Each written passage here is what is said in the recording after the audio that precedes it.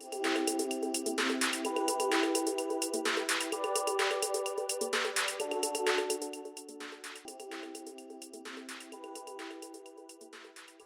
morning. I'm Jackie Weaver, and I am the Digital Art and Time-Based Media Professor in the Art Department at the College of DuPage. Welcome to our second of 7 events in our 2020-2021 Visiting Artists Series. This series is a collaboration between the Cleve Carney Museum of Art and the Departments of Art, Architecture, and Photography at the College of DuPage. As you can see, we are remote. We've gone virtual for this year, but we're still able to bring you a really great lineup of artists. So we're happy to have our second artist today, Trevor Paglen. For those of you who are joining us for the YouTube live premiere of the video, at the end of this video, Trevor will be on hand to answer some questions in the chat box. So we're looking forward to your questions at that time. I have the pleasure of introducing Trevor today. Trevor is an artist, geographer, writer, and MacArthur Fellow whose work is often described as pioneering. Engaging traditions of landscape painting and photography, his work includes distant photographs of secret government sites and satellites, radioactive sculpture created for Fukushima's exclusion zone, satellites launched into space in collaboration with Creative Time and MIT as part of his Impossible Objects series, and contributions to the Academy Award-winning film Citizenfour. More recently, his work investigates the politics and ethics of AI and machine vision. His work and writing pose questions about our material relationship with the world, what it looks like to create new spaces as a practice of freedom, what it means to cultivate an ethical relationship with time and technology, how to mourn within a sense of fragility and remoteness of our present moment, and how to imagine alternative futures. Trevor's work is included in the collections of the Metropolitan Museum of Art, the Smithsonian American Art Museum, the Whitney Museum of American Art, the Solomon R. Guggenheim Museum in New York, among others. Trevor holds a BA from UC Berkeley, an MFA from the School of the Art Institute of Chicago, and a Ph.D. in geography from UC Berkeley. Trevor has 3 exhibitions happening concurrently right now: Bloom at Pace Gallery in London, and that is up through November; Opposing Geometries at the Carnegie Museum of Art in Pittsburgh, which is up through March; and Unseen Stars at OGR in Turin, which is up through January. And even if you can't travel to these particular locations to see the work, I highly recommend that you check out the websites for these exhibitions. Bloom in particular allows you to view the show remotely, and even to stream yourself in through one of Trevor's works called Octopus. So as you're viewing the space, people in the exhibition space can actually see you up on the screen. Trevor, we're really happy to have you here today. Thanks for joining us. And I'm going to turn it over to you. Well, thank you so much for having me today. It's great to meet you, and that was a very beautiful and comprehensive introduction. So thank you for that. So hi, I'm Trevor Paglen, and this is awkward, but fine. Not really used to doing this online, but it's a weird time, and it's a weird time to be making images. And it's a weird time to be making images and artworks for a lot of reasons. But one of the big ones is that in the way I see it, and I guess the way a lot of people see it, is that we're really in the middle of a massive kind of social, political, and cultural reckoning or upheaval. I think part of that is obviously the virus. The other part of that has to do with the utter failure to respond to the virus in any kind of reasonable way by the government. We're partly in administration that's actively encouraging like white supremacism and civil war. And at the same time, we're in the middle of a massive collective project of people trying to reimagine what society could look like, because it seems really clear that what we're doing isn't working. People are trying to redefine what concepts like public safety mean, what security means, what healthcare means, not to mention how we think about race, gender, and rights in general. So we're at a moment where meanings are being redefined, and there's huge forces at work in trying to determine what things mean. And so that's a really unique moment in time to be making art within, and to be somebody whose job it is to work with meanings. And beyond that, it also is a moment in time to scale it down a lot to making artwork. What does it mean to make an exhibition right now? What is it exactly what we're doing? What does it mean to design a physical place that somebody would go to and look at a moment when nobody can really travel, when the idea of going into enclosed spaces with other people is really fraught, and at a moment where the kind of geography of everyday life, for lack of a better word, is really, really different. We're all really atomized. We're in our own homes. Much of the ways that we're interacting with each other is through virtual platforms. And these are all things that I've been trying to think through in some of the newer works that I've been working on. So what does it mean to be making images? What does it mean to be making exhibitions? What does it mean to be living at a moment in time where our forms of sociability have been kind of forced to migrate onto platforms that we know are not neutral and that we know are actually detrimental to society? The platforms that we know that that are designed to try to enhance themselves at the expense of society itself. So what is going on here, and why, in the middle of all this, have I made a body of work that has flowers at the center of it? If you had told me a year ago that I was going to be making a body of work that had flowers at the center of it, I would have told you that you were out of your mind. So how did we get here? Well, I think it starts with the internet.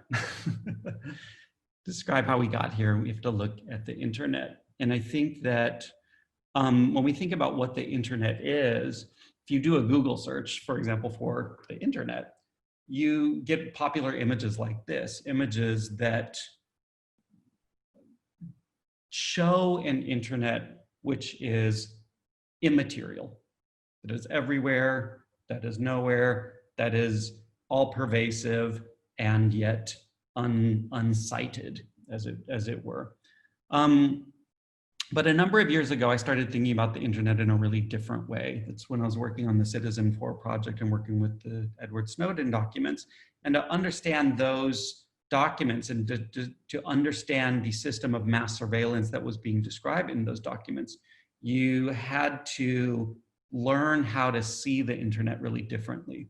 You had to learn how to see it as something that was exquisitely material and exquisitely sited in particular places, and understand how the materiality of the internet was a means through which data could be collected, weapons could be deployed, surveillance conducted, et cetera, et cetera, et cetera.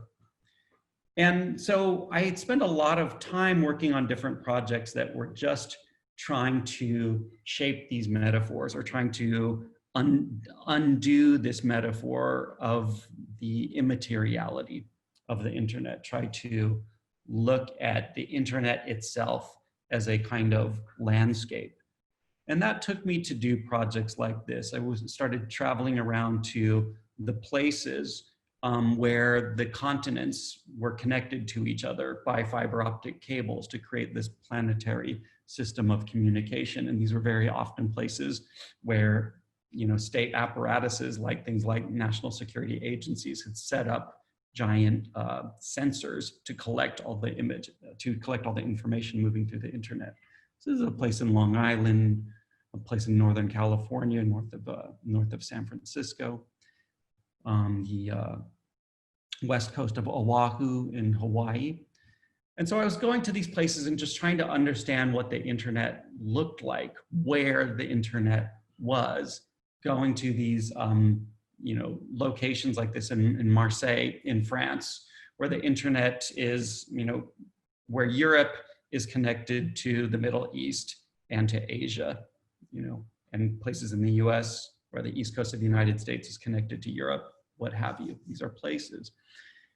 And I started learning to do things like scuba dive and dive into the water and try to find the internet that is, in the ocean. 99% of the world's information travels through undersea cables that just traverse the world's oceans. And I wanted to see that because that was an image that I wouldn't have associated with the internet. That I would thought we use words like the cloud to talk about the image in the internet. We don't really talk about cables on the bottom of the ocean, but in fact, this is a much more accurate image of the internet in a way. So I wanted to find places like this, and these are just images of different undersea cables at places around the world where I would kind of try to find them and go scuba diving and photograph them. I spent a lot of time as well looking at the skies. The internet is not only in the ocean, it is above us and in the constellations in the night skies in the form of satellites. And so spent many, many years tracking different kinds of satellites, communication satellites, reconnaissance satellites, secret satellites, looking at this other landscape that we can think of as being quite abstract and quite immaterial, but is very much a place where our terrestrial communications infrastructures are very present, right? So this project would involve things like trying to analyze the orbits of different spacecraft, make predictions about where they would be in the sky, and then using telescopes and different, basically telescopes that you can use. You basically use computers to point very accurately to try to go out and make predictions about where different satellites will be and make images like this, where you see an image and in the middle of the image, you see this disruption, a kind of line moving through that. And what that is the trail of a secret satellite moving through the frame of the image while the shutter's open for over a long exposure. This is another one. This is something called the X-37B. This is like a weird military space plane that I think is currently on its 5th mission. And again here, we find, again, in the image, we find these small disruptions, which are the movement of these spacecraft through the frame. This particular one is something called a keyhole satellite. And what a keyhole satellite is, if you think about the Hubble Space Telescope, which looks out into the depths of the universe and origins of time and what have you, it turns out that there's many other Hubble Space Telescopes, but they're all secret and they're all pointed down at Earth, right? So that's what this is. So the first point, I guess, is thinking about the infrastructures that are around us all the time, that are very much a part of our lives, and thinking, trying to insist on the materiality of that and trying to understand how to see landscapes in different ways and trying to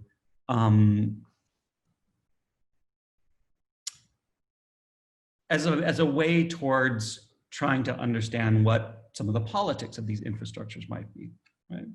So we can start with the material world, but then we can also do something which I've been much more involved in the last, 5 or 6 years. I don't know really how long, I guess longer than that now, which is to try to go into these communications apparatuses, to go into those cables, to go into those sensors, to go into the eyes of that satellite and try to understand what forms of meaning making are built into them.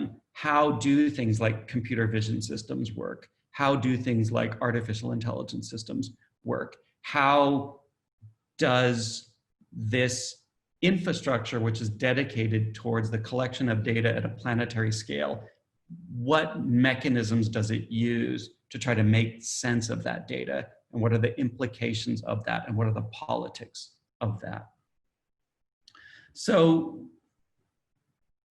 we all, I think, know that we're completely surrounded by sensing systems and by imaging systems. We have cameras embedded in our urban infrastructures that photograph and record every license plate of every car that drives by. We have facial recognition systems installed at airports and borders. There's commercial imaging systems in shopping malls that record movements through department stores and monitor facial expressions to try to figure out what kind of products we like. There are increasingly AI tools built into the platforms that we're using, online platforms, social media platforms that try to analyze the expressions that our faces might make, try to analyze what we like, what we don't like, whether we're paying attention to what we're doing or not. And how does this work? How are these sensing systems made, and how are they induced to making these kinds of judgments, right? Well, the kind of interesting answer to that is that in a very real way, computer vision systems and AI systems are essentially made out of images. And I'm really, really fascinated with the histories and the logics of something called training images. And these are images that are used in order to teach computers how to see.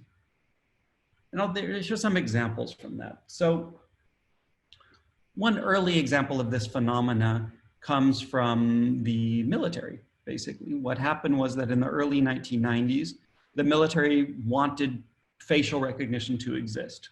So they went out and started funding laboratories and different, computer science departments at universities to try to invent facial recognition. But what they quickly realized was that in order for facial recognition experiments to be done, and in order to be able to validate those experiments and evaluate the performance of different ways of doing facial recognition, they needed some standardized sets of faces to do that, for people to experiment on and to be able to use as benchmarks. And of course, at that time, there was no Instagram, there was no Facebook, none of this kind of stuff. So where do you get a bunch of faces from? Well, one thing that they did was they went to a military base and just started photographing people's portraits. And they created a database of images. These are some examples of that. This is a piece that I made out of these images, which is basically, it was something called the Ferret data set. It was a collection of images used to encourage facial recognition research and to be used as a tool for developing facial recognition software. So that was one data set that they created, and this is the National Institute of Standards, the same people that create the kilogram. They got another collection of faces from another place as well. Again, early 1990s, where do you get a bunch of faces from? Well, you go to the FBI. And they created a massive database of thousands and thousands of pictures of prisoners, and people who had been incarcerated, people whose images has been taken under very coercive circumstances. And this is the basis for a piece that I made in a body of work that I made called They Took the Faces from the Accused and the Dead. And so for me, like going back and looking at these data sets and trying to look at the history of images that were used to teach computers how to see is a way of trying to not only excavate the history, but try to see some of the politics that are embedded within technical systems. And in the case of facial recognition, we find that it's literally built out of the faces of prisoners, right? That's not even a metaphor. Like this is really one of the originary sets of images that informed the creation of the technology itself. Now, when I've done a lot of work, on trying to understand what kinds of assumptions are built into automated forms of seeing, right? And when we look at the creation of computer vision and AI systems, one of my first provocations is that they're made out of images, right? But the second provocation is that they're not just made out of images, but they're made out of interpretations of images, or they're made out of labeled images. Now, this is a detail from a piece that I made called Machine Readable Hito, which is made out of hundreds of portraits that I made of my friend, the artist Hito Styrel. And all of those portraits are run through different algorithms that are trying to learn something about somebody by looking at their face, right? So it's all these different facial analysis models. We get an example here. On the left is a model that's trying to determine the gender of the person depicted in the photograph. And it says that Hito is 57% female and 42% male. And on the right, there's an algorithm that is trying to do what's called affect recognition, which is trying to figure out what emotional state she is in by looking at her facial expressions. And this says that she's 73% sad, 17% disgusted, 3% angry, and 2% neutral. So when you look at this, you start to see that these are not only interpretations, but there's value judgments built into this technical system. So on the left, when we're looking at gender, if Hito in this image if the algorithm is saying that she is 57% female, who is 100% female, right? Is Barbie 100% female? Is Grace Jones 100% female? Is Angela Merkel 100% female, right? And what's more, who decided that gender has to be binary, right? It has to be either male or female. So again, these many layers of politics that are built into the technical system. Now, we can go also do the same thing with the this affect analysis, like who decided that there's these limited range of emotions and who decided that you can reliably infer somebody's emotional state by looking at their face. And well, this too has a history. And there's a history of taxonomies, of categories, of labels, and of ideas about the relationship between images and concepts. So this is one of the foundational data sets that, for example, this emotional recognition, or this idea of using computers to recognize people's emotions, comes from. It's a data set from 1998 called the Japanese Female Facial Expression data set, which contains about 213 images of women making these 7 facial expressions, 6 expressions plus 1 neutral. And the theory again here is that there's a relationship between the way that you contort your face and what your inner emotional life is. But there's other assumptions as well, that there's a limited number of emotions, and that number is 6. But also it implies even deeper things, like that the concept of emotions is even a sensible concept, which is, if you look at the history of the idea of emotions, that's not really true. We didn't think about emotions at all in the same way, for example, 500 years ago, that we do now. So the point is that there's many, many layers of cultural interpretation and cultural assumptions that are built into systems that we would often want to think about as being purely technical systems. This is another example of one of these early data sets that was made to try to teach computers how to judge people's emotional states. And the stuff looks a little bit ridiculous, and it, in my opinion, is completely ridiculous, but that does not mean that it doesn't exist as real products that are deployed out in the world and that are making decisions about who to hire, or who to give credit to, or who to charge insurance premiums to in various ways, or who to sentence in criminal justice contexts and what have you. So the point is that these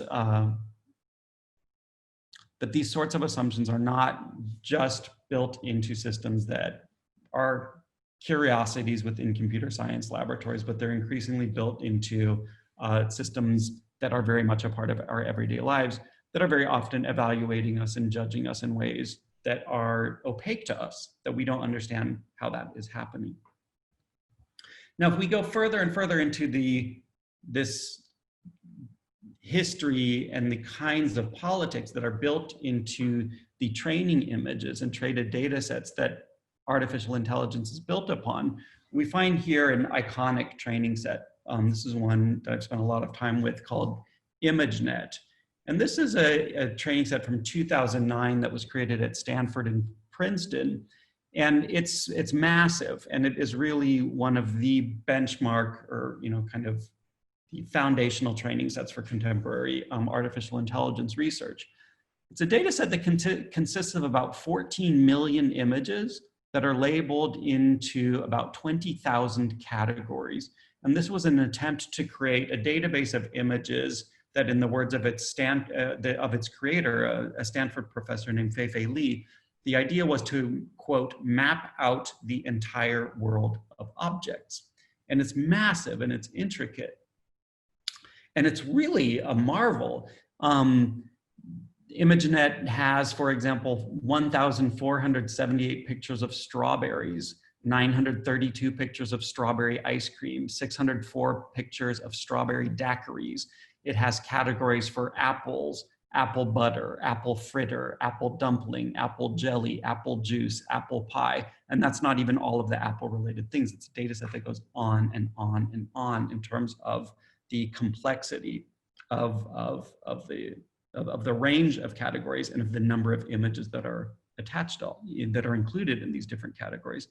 And you can use a data set like ImageNet to do object detection, to build artificial intelligence algorithms that can identify different kinds of objects. So if you train it on, apples and oranges and bananas, you can build an AI that can recognize the difference between those different objects. When you do that, you get things like this. You can build basic object detection.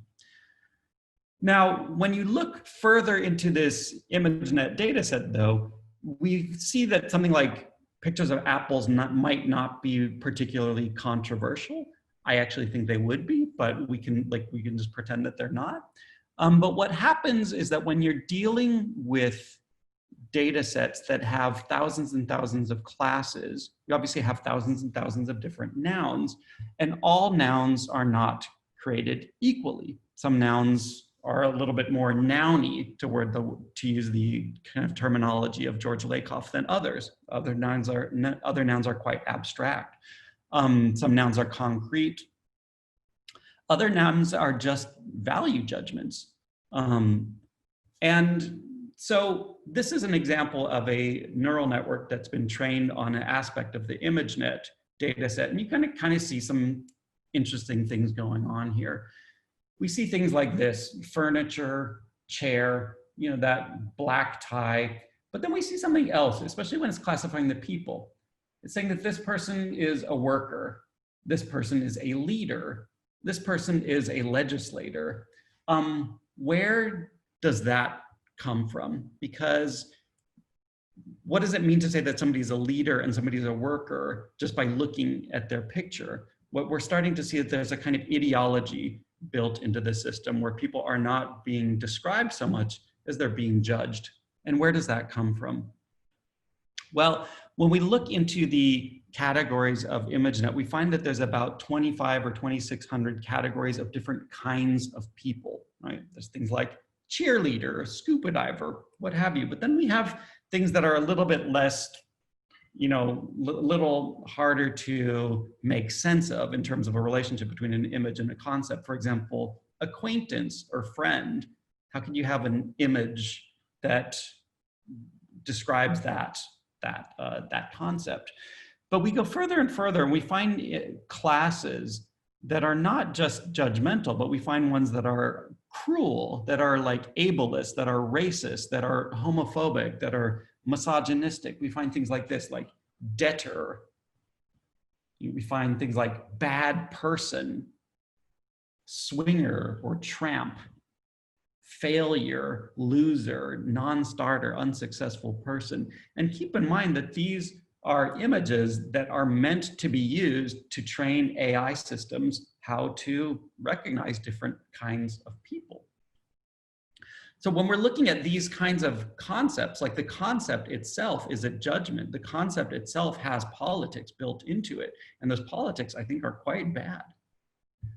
But we can take this even a step further in thinking about what is the relationship between a specific image and a concept, right? So we can see that politics, that concepts themselves have politics, but an individual labeled image can also have politics as well. So if we look at an image like this, what would you imagine how this image was labeled for the purposes of this data set? Well, this image was labeled as somebody who is a sharecropper. This woman was labeled as a kleptomaniac. This guy was labeled a loser. This guy was labeled an anti-Semite. Sigourney Weaver was labeled a hermaphrodite. And this bizarre image of Barack Obama labeled a Bolshevik. And this very complex image was labeled simply as toy. So I've been doing a lot of work trying to excavate these data sets and excavate them in terms of their politics, but overall, the concepts built into them and the relationships between individual images and how those images have been described for the purposes of teaching computer vision systems. And this is an excerpt from a piece that I did at the Barbican Curve Gallery, which is just a piece that's a massive, massive montage made out of tens of thousands of the images from this data set. Another thing that I did with this data set was create this application called ImageNet Roulette. And what was going on is I was working with the data set a lot and was just so disturbed by the judgments that were built into the data set on one hand, and by the phrenological assumptions built into it as well, like the assumption that you could tell somebody about somebody's character by looking at their face or doing some kind of measurement of their body. And this is a concept that has a very bad history, right? And so I wanted to do something that showed just how bad some of the politics of these training sets were, and at the same time gave you feedback about how you were being judged as by a technical system, because that feedback is something that we rarely get. So I built this web application where you could upload a picture, and it would there had a model that was trained on all of the person categories from ImageNet, and would just tell you what you looked like according to this. So one thing that I very often get is skinhead. There's another version of it, which is like a real-time one that can go in exhibitions, that sort of thing. Here's me as a pipe smoker. And I put this on the internet, and this kind of turned into a big, one of these, something people were using a lot on the internet, sharing on social media a lot and things like that, and became quite, of course, people had a lot of fun with it, putting their cats in there, what have you. Different, art historical images, political images, what have you. And people were having a lot of fun with it, but the underlying point was something else. Like what I wanted to show just how bad these politics were. And I think that started to come out slowly. People were like, wait a minute, this is horrible. And that was really kind of the point of that project. And so, yeah, so basically that's that. So we've been looking at the politics of images, and we've been thinking about what does it mean to say what an image means, and thinking about what the implications of that are, both obviously in technical terms, but in this much broader term, which is the way that's more useful to me to think about it. What is the overarching politics of looking at something and saying that it means something in particular? And like kind of brings us here to allegories. And I've been thinking a lot about allegories this year. And I guess the reason I've been thinking about that a lot is because we, as I mentioned in the beginning, we are at a moment where the meanings of images are being radically rethought and are radically changing. You know, for me, the image of an airplane in the sky means something completely different than it did last year. The image of the keypad of a credit card reader, the feeling of having somebody run by you on the street, or even the feeling of being in a grocery store. And I've just been making notebook pages filled with descriptions of images whose meanings have been completely transformed for me this year. And I've been thinking about other moments in history when the meaning of things was very unstable. You know, thinking about moments like, you know, the Baroque, for example. This is probably in thinking about images like allegory, where in allegorical images, like the thing that is represented has no necessary or even discernible relationship to the concept that that image is meant to represent. Going back to these kind of late 16th century tomes about classifications of allegories, looking at Baroque paintings of things like flowers and skulls and these sorts of images that are really at the core of allegorical languages, and I mean so much so that they're cliches. And why is that? And I guess for me, it is, these are images, and the whole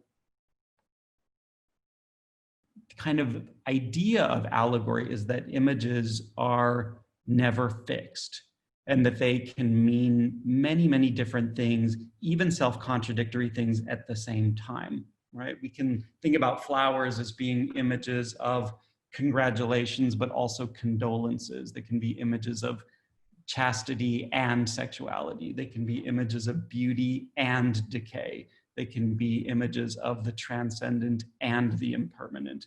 They can be pictures of life and death all at the same time. And so for me, this logic of allegory and thinking about that, those shifting meanings of images and how we change the meaning of images as as being a completely different way of thinking about what images are than we usually find them, than the way that they're usually conceived of within technical systems. And this seems really, really important to me right now, because I don't want to be reductive, but I do think that there is a huge battle going on in the world right now over who gets to decide what images mean, what the meaning of images are. So on one hand, you have things like technology platforms that are trying to build systems that monitor more and more parts of our everyday life in order to evaluate us, in order to extract value from us. On another side, we're seeing forces of the far right and white supremacy that are trying to define reality in their own ways, using images like Hawaiian t-shirts or OK signs as symbols of white supremacy. But we're also seeing protests and mass movements where people are trying to define images and concepts in ways that try to create a more just world, to try to redefine things like what is the meaning of race? What is the meaning of gender? What is the meaning of public safety? What is the meaning of health? And I think that this is really important, because I think that the meaning of things is literally the meaning of things. And so in terms of what is at stake in terms of attaching meanings to images, I think the answer is pretty much literally everything. So I'll just leave you with that thought. Thank you. Thank you so much, Trevor. So we are going to take a little time for Q&A. So for those of you who were listening in, if you could just put your questions in the Q&A chat box. For those of you joining us on YouTube Live, you can type your questions into the chat box and Trevor will be on hand to answer those. Trevor, while we're waiting for those couple of questions to come in, I wonder if you might just talk a little bit about maybe some of the legality of these projects you're working on and any pushback that you receive maybe from developers or government agencies. Has there been any sort of pushback, like as you're questioning these different structures of surveillance and machine vision? Yeah, I mean, I think, I'm criticizing a lot of research that people have put a lot of work into and, really spent big parts of their lives doing. And I think that that's hard, and I think, some people can have reasonable conversations about that and some people can't, and particularly when you're looking at technology, these are not just things that are taking place inside computer science labs, but these are often industries that have billions and billions of dollars associated with them. There has been a lot of pushback with different projects from different ways, and I think that is fine. I think that is kind of necessary, and I think it's good to be able to have these kinds of conversations, because I think for too long, the work in fields like AI and like computer science has been of a highly political nature and of a highly kind of a nature that has very, very serious implications for the structure of society itself, and that there needs to be more people in those rooms having those conversations and questioning the assumptions that a lot of these different fields and technologies are built upon. So I think it's great, too. Sure. And if that's a little bit antagonistic at times, that's fine. Sure. Okay, a couple questions popping in. Question from Michael. Could you speak a little to the politics of these surveillance systems and the data sets as a sort of discipline or control, i.e. Foucault's interpretations of the panopticon? Okay. So yeah, I think you can use the framework of the panopticon to think about that. And I think this can be a good framework in part. And the idea of the panopticon is a little bit one of these allegorical ideas, but I think the way that I think about it is that it stands in for the idea that when you know you're being watched, that you behave differently, right? And so when you think about that at scale, when we all know that we're being watched and that the ways in which we act will be used against us, we behave differently. And it strongly encourages, much more conformist kind of society, right? And that becomes more and more pervasive the more and more we build technologies that monitor the intimate parts of our lives, that are monitoring our sleep, that are monitoring the amount of exercise that we're doing and that sort of thing, because that has consequences. And insurance companies are, the whole model of, the next generation of insurance is that you don't have an insurance policy anymore. You have a fitness tracker and you have a camera in your car that watches you drive, and your insurance is being continually modulated by whether or not the AI systems built into those devices think that you're behaving in a way that are that they approve of, right? So so add that up to the scale of a society, and you are actively shaping how people act. You are promoting certain kinds of behavior at the expense of others. So that's that panoptic side of it. But I think that another way that I think about it a little bit more is within a kind of colonial context, and thinking about sensing devices, surveillance devices, whatever you want to, however you want to think about them, as being increasingly inserted into spaces that were previously too inefficient to insert policing or capital into. For example, bedrooms, gyms, your car while you're driving, etc.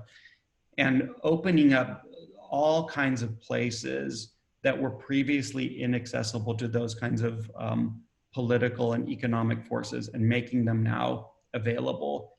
And so and for extractive, purposes, right?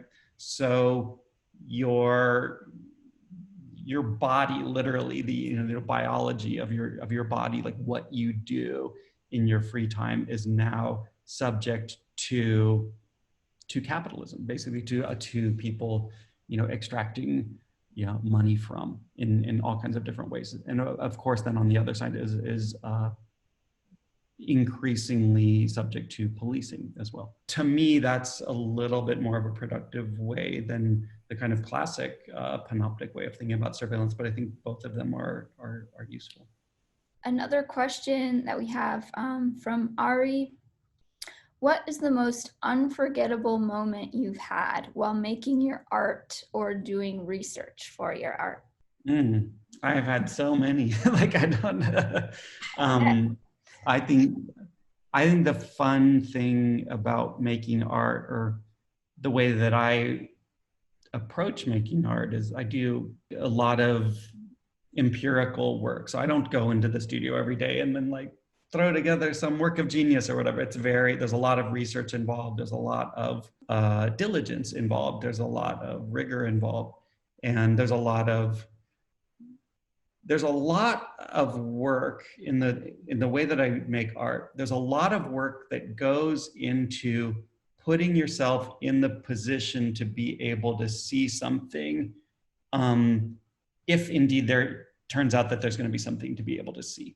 So for example, what I mean by that is when I started thinking about, I want to photograph undersea cables as a way to try to think about the internet differently, or thinking about the ocean differently as a landscape, I didn't know that that was necessarily even possible to do.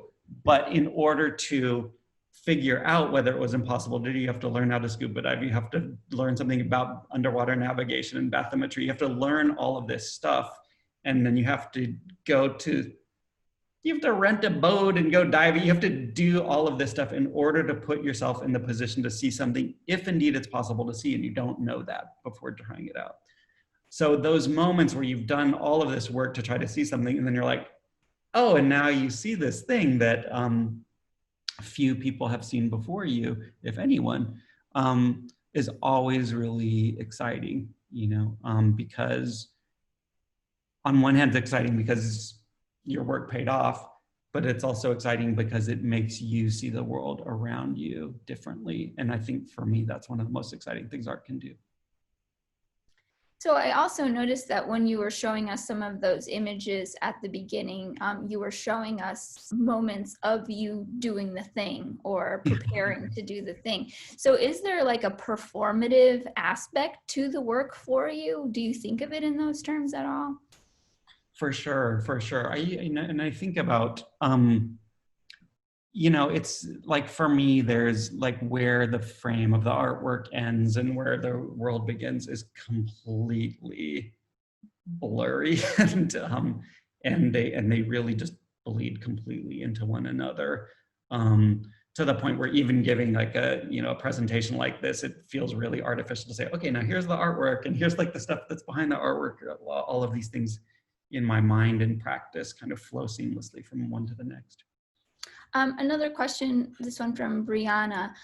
What would you say is one of your favorite works so far?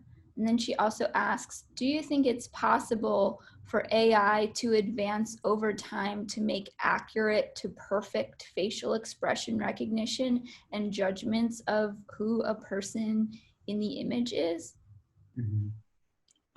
So in my favorite works I don't know if that's of my art or of art in the world, but I think the art that I'm looking at is always changing based on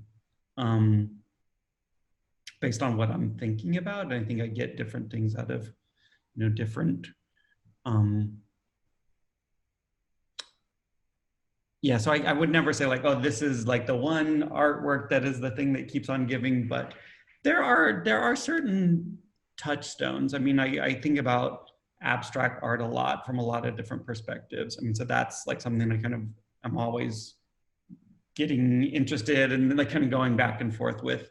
I do that a lot with Dürer, for example. I'm looking at, like some like pre-Renaissance and Baroque, like allegorical kinds of images.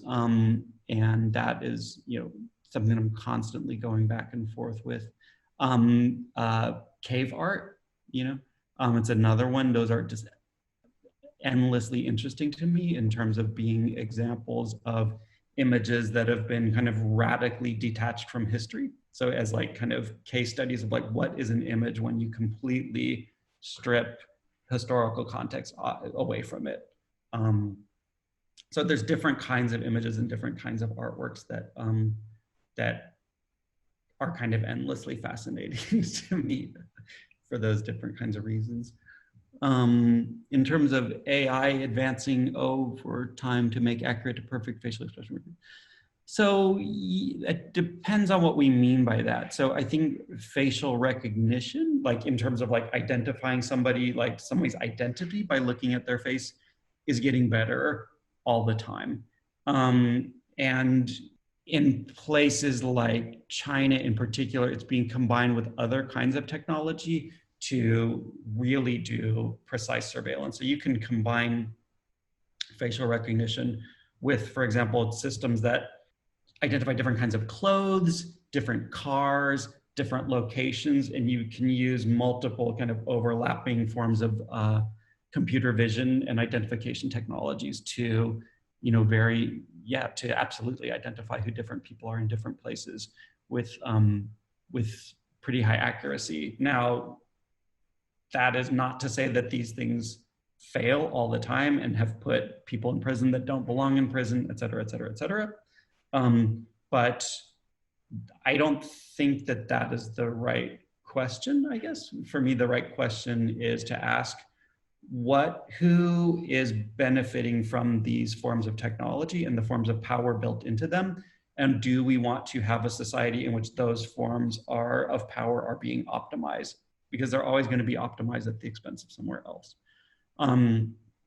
So I think that's one answer to your question. The second part of your question, I think I understood is going more in the phrenological vein in terms of the judgment of who a person in the image is. Like, so the identification of a person, sure, but a judgment of them is, no, I don't think that there can be perfect judgment, because judgment itself is not a neutral thing. Like that a judgment always comes from a place of somebody's values, right?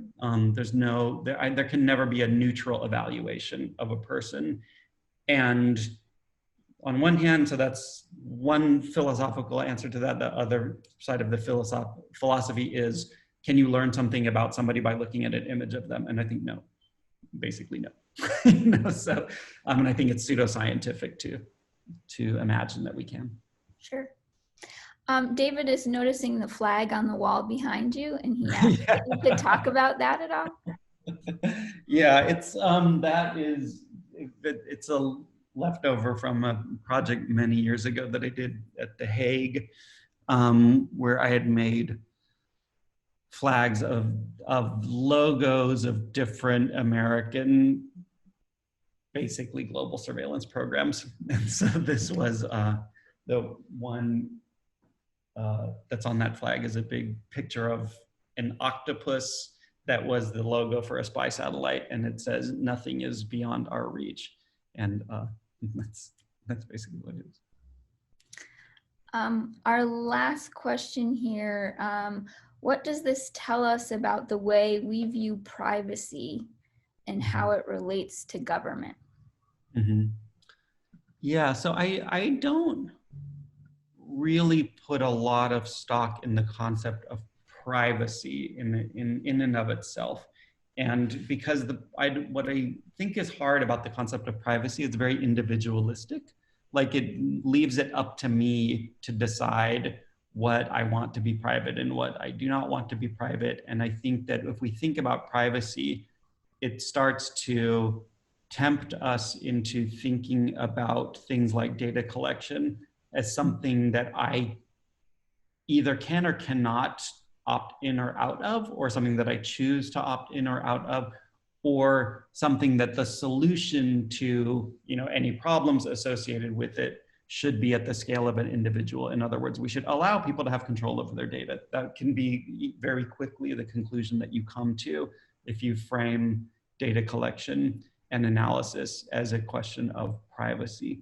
Instead, I like to use the concept of anonymity, and thinking about anonymity not as individual anonymity, but thinking about anonymity as a public resource, right? And could imagine that having sectors of our society that are relatively off limits in terms of surveillance or policing or data collection or marketing or what have you, creates places where we can imagine different ways of being. If J. Edgar Hoover had Facebook, what would the civil rights movement have looked like? It would have looked very differently, right? And I guess the point that I'm making is that we gain a lot as a society by creating places that are relatively free from policing and relatively free from corporate forms of data collection and monitoring. And that is something that I think we need to take seriously as a resource. I did see one more question come in here. Do you plan to, or have you thought about collaborating with other artists and individuals who work with technological media as their medium? Yeah, so I work with tons and tons of different people, and that is not really self-evident from the presentation that I did today. But I work a lot with people basically who are experts about stuff that I don't know about, and so it's a huge part of what I do, and with every project, so if you're going diving and trying to figure that out, yeah, I'm collaborating with people that know how to dive and do underwater, surveying and that sort of thing. And with a lot of the AI work, I've collaborated a lot with a good friend of mine named Kate Crawford, who was basically somebody who researches the social and political implications of big data systems. So collaboration is everywhere in everything that I do, and I think that's how I don't think that's unusual. I think that's like generally how people working with this material have to work. Well, thank you so much, Trevor. We really appreciate you being here with us, taking the time to talk about your work and answer some questions. Our next visiting artist event is going to be Mary Mattingly's lecture, and that will be Wednesday, October 28th at 11 a.m. CST.